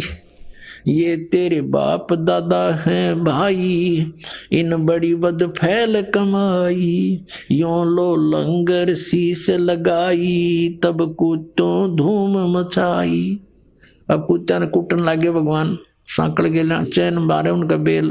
अरे ये तेरे बाप दादा पड़ पीढ़ी, ये भी बसे उसी सराम गीदी, ये भी उसी सराम रहा करते जिसमें तू रह रहा है। अब तू तख्त बैठ कर भूली, तेरा मन चढ़ने को सूली। अब तू तख्त पर बैठ कर राजा बनकर भूल गया भगवान को, तेरी यह दुर्गति होगी। जोगी जिंदा गैब भयारे, हम ना कछु भेद लहारे। बोले पादशाह सुल्ताना, जहाँ खड़े अमीर दीवाना। ये चार चरित्र बीते, हम ना कुछ भेद न लीते। वहाँ हम मारा ज्ञान गिलोला, सुल्तानी मुख न बोला। तब लगे ज्ञान के बाना, छोड़ी बेगम माल खजाना। सुल्तानी जोग लिया रे, सतगुरु उपदेश दिया रे। छोड़ा 18 लाख तुरारे, जैसे लागे माल बुरारे। 18 लाख तुरारे, जिसे इब लग गया माल बुरारे। 18 लाख घोड़े भी त्याग दिए। अब वहां से घर पे आ गया। घर आते ही उसने क्या किया, जंगल से जब आया वापस वन से, किसी से नहीं बोला। चारों तरफ रानियों ने घेर लिया। मंत्रियों से पूछा रानियों ने क्या बात होगी, तुम तो 1 हफ्ते के लिए गए थे, आज दूसरे दिन वापस कैसे आ गए। तो मंत्रियों ने बताया कि ऐसे ऐसे एक हिरन के पीछे ये बहुत दूर तक चले गए, पता नहीं वहां इसके साथ क्या घटना घटी, किसी से नहीं बोल रहे हैं। हमें भी संकेत से कहा कि चलो यहाँ से और यहाँ आगे, अब तुम जानो, तुम्हारा काम जानो। रानी कहने लगी कि देखो जी, आप तो वैसे ही बच्चों वाली बातें करते हो, ये सब ऐसे ही होते हैं, कुछ नहीं होता है, ये भूत प्रेत होते हैं, आप ऐसा क्यों महसूस करते हो। अब राजा कहता जिसका लगे वो जाने, ये भूत है प्रेत है क्या है, पर मुझे नहीं मालूम। अब मैं यहाँ रह नहीं सकता। मन में ये सोच रहा था, रानियां कह रही थी ऐसा कुछ नहीं, आप तो वैसे ही ऐसे घबराए से रहते हो। इतने में क्या हुआ कि एक कुत्ता आ गया जिसके सिर में जख्म था, जख्म में कीड़े चल रहे थे अनगिन। और कुत्ता आकर के इतनी दूर खड़ा हो गया, सब देख रहे थे, वो बातों में लीन थे, राजा से बातें कर रहे थे। कुत्ता आ गया सामने और कहा अब्राहिम। अब सब ने देखा, कुत्ता बोला अब्राहिम, मैं उस नगरी का राजा था, तुझे याद है, और एक राजा के साथ युद्ध में मारा गया था। जैसे कर्म मैंने किए देख, आज भोग रहा हूं भाई, देख ले बच्चा जाता बच ले। यूं कहकर कुत्ता खे देसी वापस हो लिया। अब इतने सोच दिया ही, कुत्ता पकड़ो पकड़ो, इतना कुत्ता बहुत दूर अंतर ध्यान हो गया जाके। अब वो कहने लगा अब तुम देखो क्या है मेरे साथ, और कहा बाहर हो जाओ सब यहाँ से। कमरे से सबको बाहर कर दिया अपने कक्ष से। सारी रात करवट लेकर काटी, अब सीधा निकलूंगा तो ये जान नहीं दे मुझे। रात्रि में क्या किया, पीछे से रस्सा बांध कर महल के पिछले साइड पे और काला मुंह कर लिया, कालस लगा ली मुंह के ऊपर, कोई पहचान ना ले, और केवल 1 साल लपेट लिया। जैसे राजा से ये साधु सन देखे, एक चद्दर ने बांध लिया कने ऐसे बस। और गलती से जूती पहने रह गया, वो 9 की 9 जो बहुत कीमती थी, और रातों रात निकाल दी, कम से कम 20 किलोमीटर स्पीड थे। अब सुबह हुआ, भूख लगी। वहां एक मालन बेर बेचे थी, बाग के बाहर बैठकर रास्ते में। भूख लगी राजा को, उसने कहा मालन बेर दे दे, इसका रेट बता क्या लेगी। मालन कहने लगी 1 आने के शेर 1 किलो बेर देती हूं, आना निकाल भगत। अब राजा ने कहा मेरे पास पैसे नहीं है, ये जूती है 1.25 लाख की, 1 की कीमत है, और मुझे भूख बहुत लगी है, तो मुझे बेर दे दे, 1 किलो दे दे। 1 किलो जोड़ी में जब डलान लगा और कहा ये जूते ले ले तू। 2.5 लाख की जूती दोनों दर्दी भूख इतनी जबरदस्त लगी हुई थी। तो यहाँ परमात्मा कहते हैं अन देव तू बड़ा दयालम और तेरे पलड़े तुले नी लालम। अन देव तू जगमग ज्योति तेरे पलड़े तुले नी मोती। तो इस प्रकार कहते भूख का आगे सब ये संसारिक जो धन है ये भी व्यर्थ होता है। अब वो 2.5 लाख के जूते दर दिए नो की नो और कहा एक शेर बेर डाल दे। अब मालन जब बेर तोला थी और तोलते ही डालने लगी तो एक बेर जमीन पर गिर गया और शेष उसकी जोड़ी में डाल दिए। अब मालन तो कहती है ये बेर मेरा, अब्राहिम कहता ना मेरा, दोनों उस बेर पर लड़न लग रहे। परमात्मा ने एक मारा उसके मुंह पर थप्पड़। अब्राहिम कहे अरे भले आदमी 2.5 लाख की जूती एक पैसे का बेर पता के छोड़ जाते ना, धन क्या छोड़ के आया तो उसमें आड़े फिर हुआ है बीमारी पाल रही। 2.5 लाख की जूती गिर दी, एक पैसे के बेर पर फिर वही मेरी मेरी कर रहा है, तो क्या छोड़ के आ जा अपने घर में वापस। यूं कह के अंतर्धान हो गए, भगवान वहां दिखाई नहीं दिए। अब कहने का भाव ये है कि परमात्मा हमारे को चोट मार मार कर इस माया के जाल से छुटवाते हैं। माया का लेप हमारे बहुत हो गया, इसके ऐसे चोट मार मार कर इसे नफरत कराते हैं और हम मांगते माया भगवान थे। और ये माया तो आपको इतनी दे देगा आपके समझ में भी ना हो, पर यह माया आपका काम किया होगी, आपकी दुश्मन बन जाएगी ये लास्ट में। तो इसलिए पुण्यात्माओं आप परमात्मा के मर्यादा और नियम को पहचान कर इस मार्ग पर चलिएगा। आपका ये जीवन भी इतना बढ़िया रहेगा, औरों से असंख्य गुना बढ़िया रहेगा। लेकिन निराधन ना मांगियो भगवान थे, केवल माया मत मांगना। यो दे तो यह भी देगा, पर भगवान का जो काम था वो तो अधूरा रह गया। आपको पार करना, आपको सचखंड ले जाना, वो तो फिर अधूरा रह जाता अगर इस माया के चक्कर में भगवान आपको डालेंगे। लेकिन ये कभी नहीं डालते। लेकिन आपका काम भी कोई पेंडिंग नहीं रहने देंगे जो आवश्यक होगा, ये सच करना।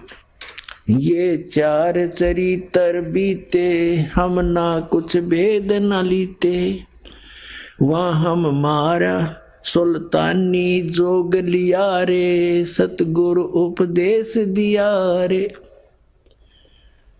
18.5 लाख तुरारे जिसे लाग गया माल बुरारे।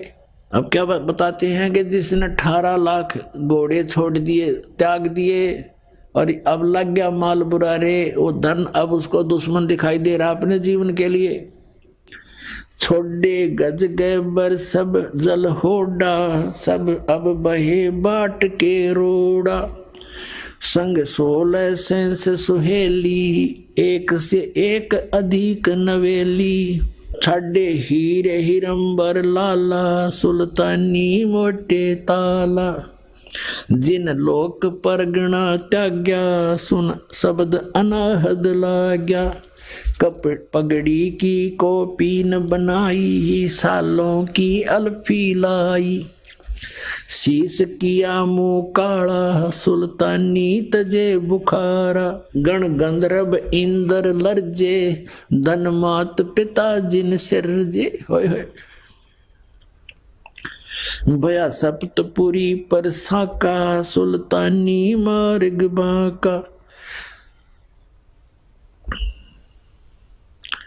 अब क्या बताते हैं कि जब ऐसा फैसला सुल्तान अधम ने लिया, घर त्याग दिया, इतने ठाठ त्याग दिए, कहते हैं गण गंधर्व इंद्र लर्जे। ओहो, गण गंधर्व ये जितने भी देव हैं, देव स्वर्ग का राजा इंद्र भी कहते हैं कांपन लग गया कि वे कमाल कर दिया इस आदमी ने, हिम्मत देख इसकी कैसे त्याग कर चल पड़ा।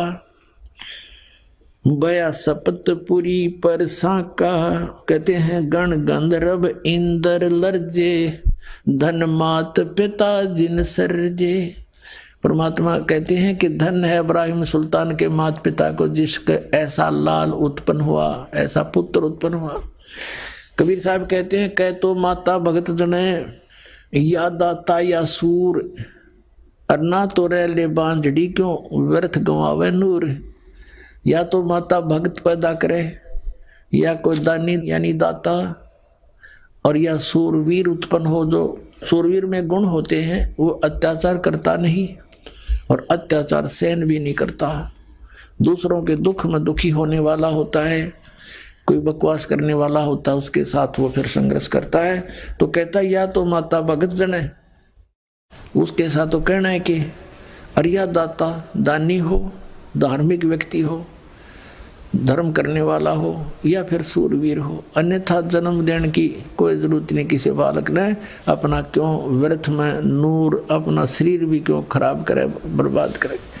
कहने का भाव ये है, कहते हैं गण गंधर्व इंद्र लर्जे, धन मात पिता जिन सर्जे। कहते धन है उसके मात पिता ने जिसे जन्म हुआ ऐसे महापुरुष का। सुन शब्द अनाहद राता, जान काल कर्म नहीं जाता, जान हिंदू मुसलमान, कुछ रामन दुआ सलाम। एक समय ये इब्राहिम सुल्तान अधम अपना ऐसे ही परमात्मा की याद में टाइम पास कर रहा था, भक्ति कर रहा था। एक समय क्या हुआ कि बहुत अच्छी वर्षा होगी, वर्षा का मौसम था, साथ में हवा तेज चली।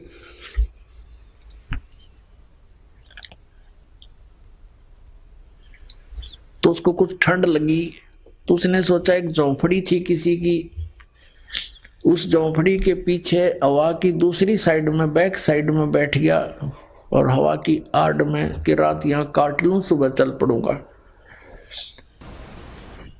रात्रि के समय उस झोंपड़ी वाले एक पत्नी थी उसकी, एक स्वयं था और एक गाय रखी थी उसने बस। और दोनों आपस में क्या बातें कर रहे हैं कि भगवान ने इसी बढ़िया बारिश कर दी, बढ़िया घास हो जाएगा और अच्छा अपना गाय का दूध पीवांगे, ठाठ से रहेंगे। तो वो कहता है कि हमारे ऐसे ठाठ हो गए जैसे बलख बुखारा के बादशाह के भी गोना। अब वो इतना धनी व्यक्ति, इतना रईस व्यक्ति था, बलख बुखारे का बादशाह सुल्तान अधम, कि उसकी चर्चा चला करती थी कि तू के नारायण बलख बुखारे का राजा है, ऐसा के धनी हो गया तू। तो इसी दृष्टिकोण से उन्होंने कहा कि इसे मौज तो बलख बुखारे के राजा की भी नहीं जैसी हमारी है, ये मन की बकवाद होती है। अब उस इब्राहिम सुल्तान ने सोचा देख भोले आत्मा इनके पास खक नहीं, अरे सन मौज मान रही है। क्योंकि स्वयं ज्ञान होने के बाद प्रत्येक प्राणी का ये प्रयत्न होता है कि किसी प्रकार इसकी भी आंख खोल दूं, समझा दूं। इसने भक्ति बिना कुछ नहीं, जीव कुछ भी सामान नहीं तेरे पास, मैंने सब कुछ छोड़ दिया। इसी दृष्टिकोण से सुबह हुआ तो उनके सामने झोंपड़ी के आगे खड़ा होकर नमस्कार किया और कहा भी तुम रात्रि में क्या बातें कर रहे थे। तो वो कहने लगे तू कहाँ सुन रहा था? कि मैं तुम्हारी झोंपड़ी के पीछे बैठा था, मुझे ठंड लग रही थी। तुम क्या कह रहे थे कि ऐसे ठाठ हो गए हमारे बलख बुखारा के बादशाह के भी नहीं। अरे बोले आदमी ये के ठाठ है भाई, परमात्मा की भक्ति करनी चाहिए। ये मनुष्य जीवन परमात्मा की भक्ति के लिए, आत्म कल्याण के लिए मिला है। और सुनो, मैं हूं बलख बुखारे का राजा और मैंने सब कुछ त्याग दिया परमात्मा पाने के लिए। अब वो क्या कहता, कर्महीन वो झोपड़ी वाला कहने लगा प्रथम तो तू राजा नहीं हो सकता। वो कहता कि मैं सच्ची बताता हूँ, कसम है अल्लाह की, कसम है खुदा की, मैं वो इब्राहिम सुल्तान अधम हूँ, मैंने राज त्याग दिया। फिर कहने लगा प्रथम तो तू राजा नहीं हो सकता, और जब तू राजा है तो तेरे जैसा मूर्ख नहीं जो इसने धन छोड़ के आ गया, मेंटल चल यहाँ से। अब क्या कहता है बलख वो राजा, क्या कहता है कि रांडी ढांडी नात ये नरकइये काग, और बलख बुखारा छोड़ दिया थी पछली लागे। अब क्या बताते हैं कि भाई इस पर तो एक या औरत नहीं छूटती, एक या गाय, रांडी ढांडी, ढांडी है गाय को, रांडी औरत को।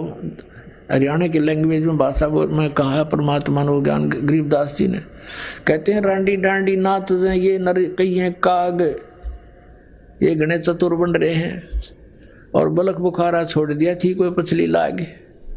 कहते पिछले तप से होते हैं पूर्ण हंस मुराद। क्या बताते हैं, मेरा कोई पिछला संस्कार था, मैंने इतना कुछ छोड़ दिया, इस पैया ना छूटती नालायक पे, कर्महीन इंसान है ये, भक्ति नहीं करता। तो पुण्यात्मा लागी का मार्ग और है, लग चोट काल जा करके, लागी का मार्ग और लग चोट काल जा करके, लग करके लागी का मार्ग और है, लग चोट काल जा करके। बन बीच बरतरी भूप ने एक मारा ताण निशाना, बन बीच बरतरी भूप ने एक मारा ताण निशाना। कोई घड़ी सदी थी आवन की, साधु का हो गया आना, कोई घड़ी सदी थी आवन की, साधु का हो गया आना। कोई मुआ मृग जवा दियो, नत तार धरो ने बाणा, कोई मुआ मृग जवा दियो, नत तार धरो ने बाणा।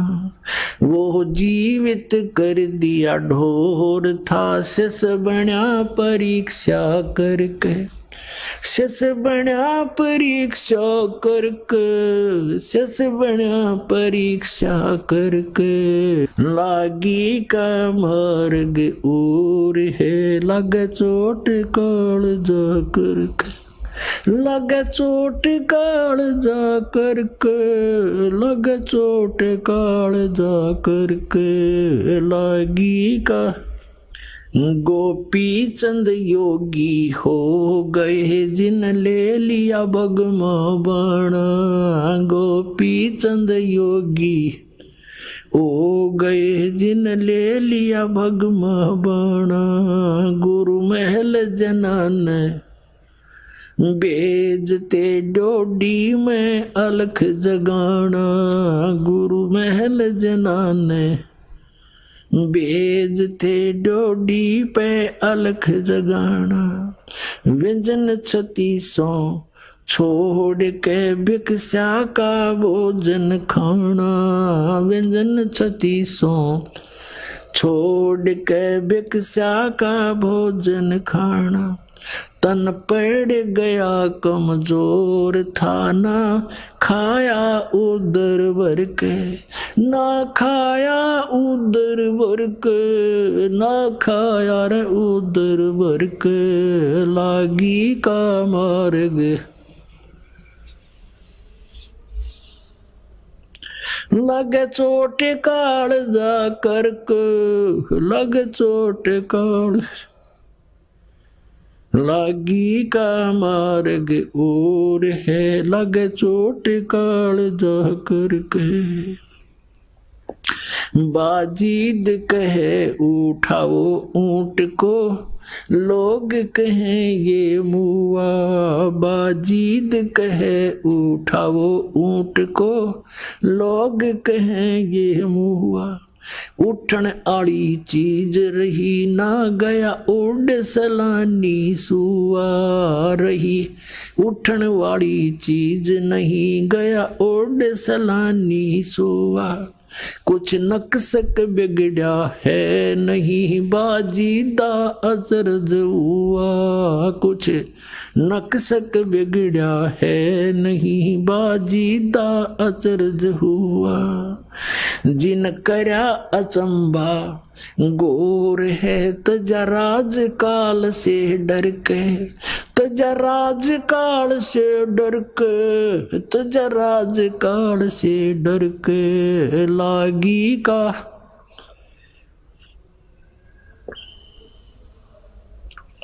लग चोट काल जा करके, लग चोट काल जा और है, लग चोट सुल्तानी मगन बैराग में जिन तज दिया बलख बुखारा। सुल्तानी मगन बैराग में जिन तज दिया बलख बुखारा। कदे पालकियों में चालते आज ठा लिया गोदड़ बारा। कदे पालकियों में चालते आज ठा लिया गोदड़ बारा। सब संगी छोड़ी रोवती रोवे था कुणबा सारा। सब संगी छोड़ी रोवती रोवे था कुणबा सारा। शोर मचारण वास में ना देखा पीछा फिर के। ना देखा पीछा फिर के। ना देखा रे पीछा फिर के। लगी का लग चोट काल जा करके। लागी का कुएं में शेख फरीद न किसी मीठी बोली बासा। कुएं में शेख फरीद ने कैसी मीठी बोली बासा। तुम चुन चुन कागा खा ली और मेरे हाडों पर का मासा। तुम चुन चुन कागा खा ली और मेरे हाडों पर का मासा। मेरे दोनों नामत छेड़ियो मोहे राम मिलन की आशा। मेरे दोनों नामत छेड़ियो मोहे राम मिलन की आशा। जिन करी तपस्या गोर थी वो होए आसरे अर्क। वो होए आसरे हर्क। वो होए रे आसरे अर्क। लागी का मार्ग और है लग चोट काल जा करके। लग चोट काल जा करके। लग चोट काल जा करके। लागी का मार्ग। भाई पीपा दरिया में कूद गया जिन कैसी करी डेठाई। पीपा दरिया में कूद गए रजिन कैसी करी डेठाई। वो नरपाड़ा जीत गए जिन सिर धड़की रबाजी लाई। वो नरपाड़ा जीत गए जिन सिर धड़की बाजी लाई। कह मंगलानंद चेतियो तुम सोच समझ मेरा भाई। कह मंगलानंद चेतियो रे कुछ सोच समझ मेरा भाई। बिन चेत्य यु झूठा सोर है कुछ जाइयो सुकर्म करके। कुछ जाइयो सुकर्म करके। कुछ जाइयो रे सुकर्म करके। लागी का मार्ग और है लग चोट काल जा करके। लागी का लग चोट काल जा करके। लग के लागी का मार्ग और है लग चोट काल जा करके। पुण्यात्माओं अब परमात्मा प्रेरणा करते हैं सभी बाप पुण्यात्माओं को कि ये मानुष जीवन केवल परमात्मा प्राप्ति के लिए ही प्राप्त हुआ है और इसको अंतिम श्वास तक परमात्मा की भक्ति में लगाकर ही सफल किया जा सकता है। किसी भी सदग्रंथ को, किसी भी परमात्मा प्राप्त महापुरुषों की वाणी को आप पढ़ोगे, देखोगे, सुनोगे, उससे आपको यही पता चलेगा कि इस भक्ति को, इस साधना को आपने अंतिम श्वास तक करना है।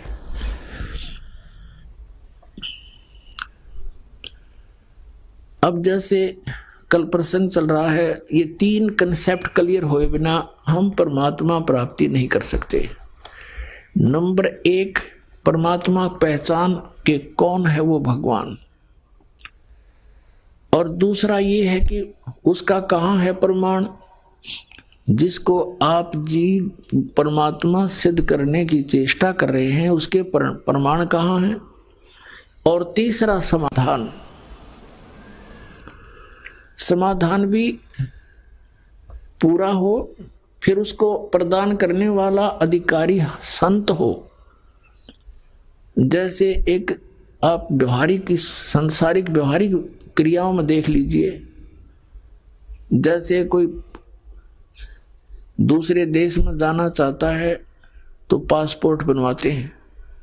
यदि वो पासपोर्ट बनाने वाला डुप्लीकेट हो तो आपका काम तो सारा ही खराब हो गया, आपकी भी सजा, बनाने वाला तो जाना ही सजा उसको तो होनी है। तो इसी प्रकार ये अधिकारी के बिना ये मंत्र दिए हुए काम नहीं करे।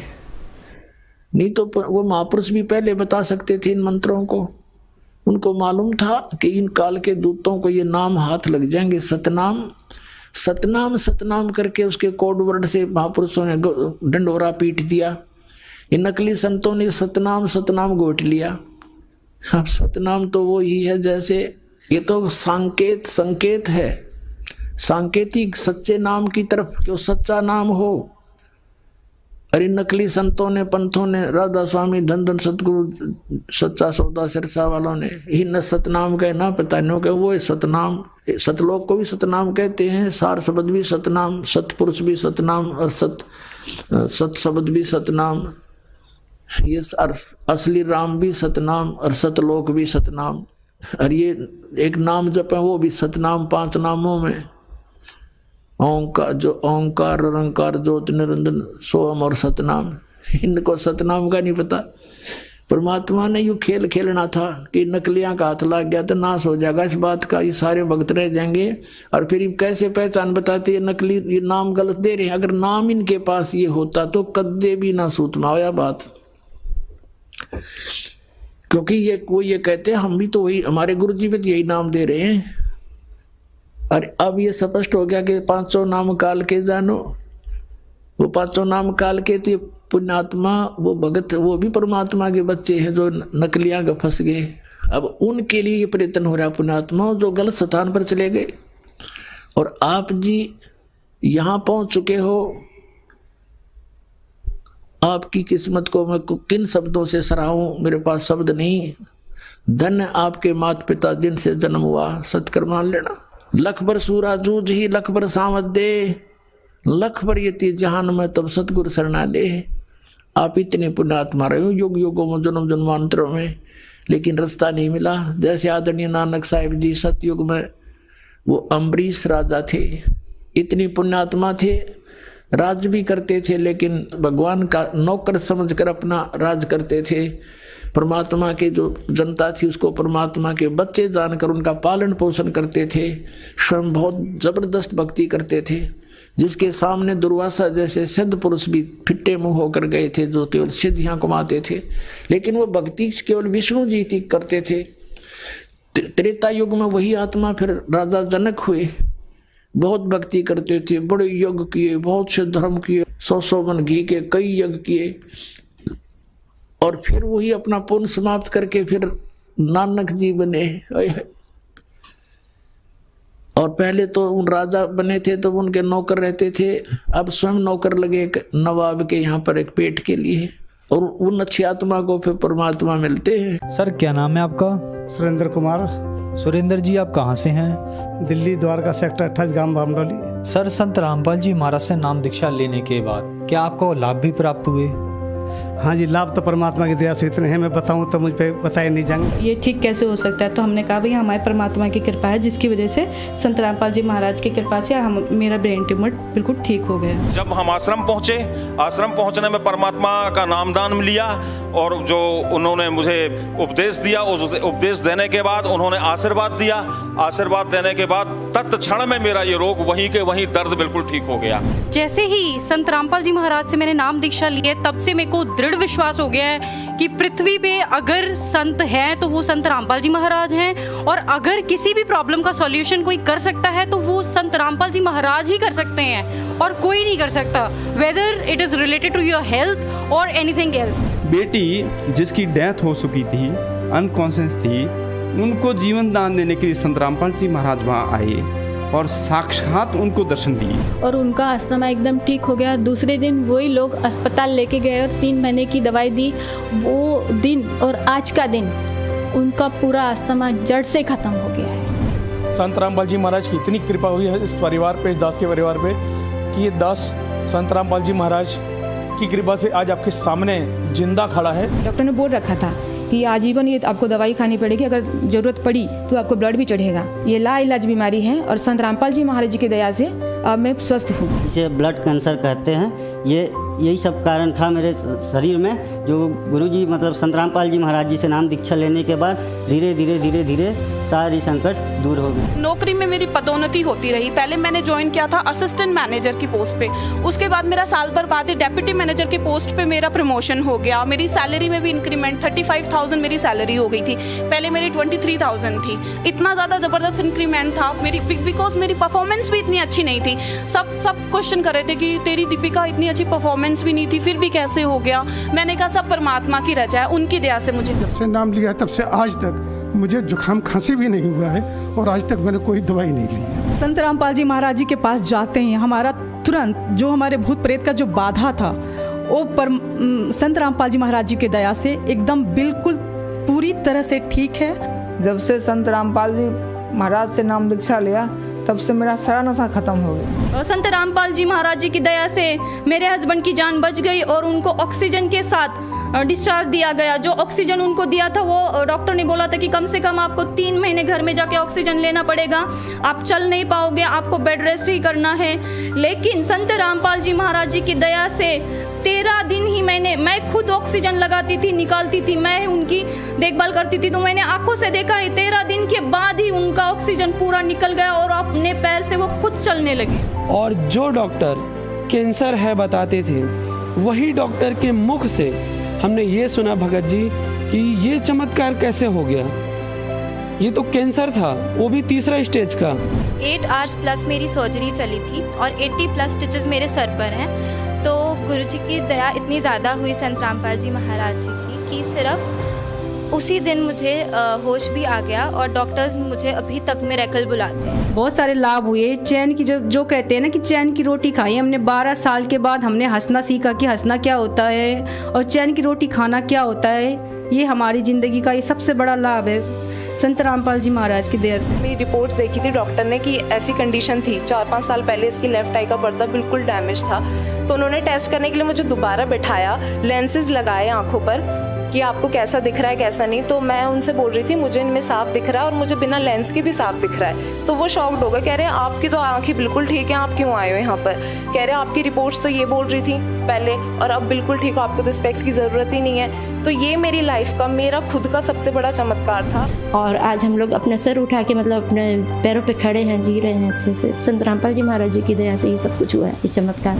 मतलब वो जो भी हो चुका हो सका है वो सब सिर्फ और सिर्फ संत रामपाल जी महाराज की वजह से हो सका है। जो भी व्यक्ति इस बात को अगर बोलता है कि मतलब मैं साइंस हुआ और मैं आपको चैलेंज कर सकता हूँ, मैं बता रहा हूँ आपको, आप एक बार उनका सत्संग बस सुनकर देखिए। वो जो वहाँ जेल में बैठे हुए हैं ना, वो साक्षात भगवान है।